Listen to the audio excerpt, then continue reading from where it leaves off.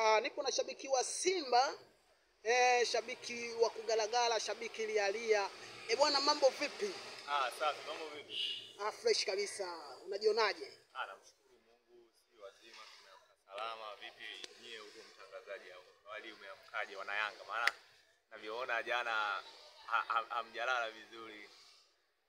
Wana Yanga nani sasa Yanga hapa? Popote tu mwana Yanga yule anajijua kama mwana Yanga, kwa sababu jana kwa ile pila biliani ambalo tulikuwa tunaenjoy miaka ile akina Chama kuanzia 2017, 18, 19 hadi 20, 22 na aliona kabisa limerejea. Kwa hiyo urejeo, baada ya kurejea hilo pila biliani na navyojua kabisa Yanga ndo basi mioyo ishaanza kuwasunta.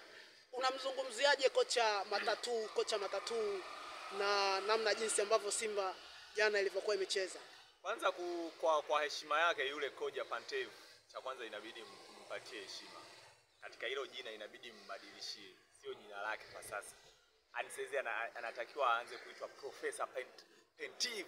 Professor Matatu. Sio Professor Matatu. Ni uhalisia, manake Matatu anayo, ni kocha mwenye Matatu. Sawa, kwa sababu ni uhalisia wake, yani manake tunaweza tukamuita Professor Matatu.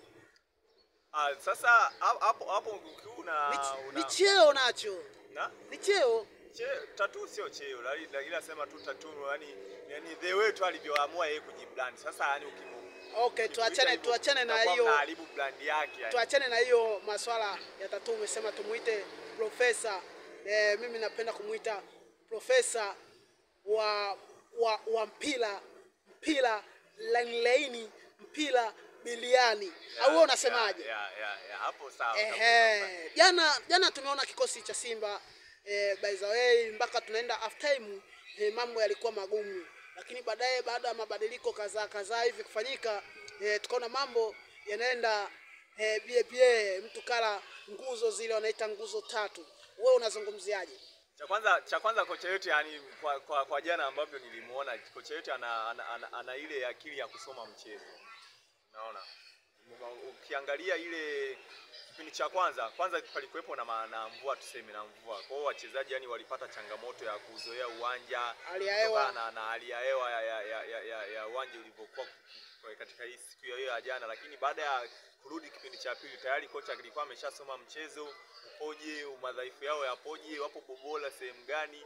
Baada ya kurudi kwenye sehemu kwenye kipindi cha pili, akajua kwamba pale sehemu fulani timu yake inavuja, inabidi afanye hivi na hivi. Sehemu fulani timu pinzani ina ubora, sehemu inabidi tuzidi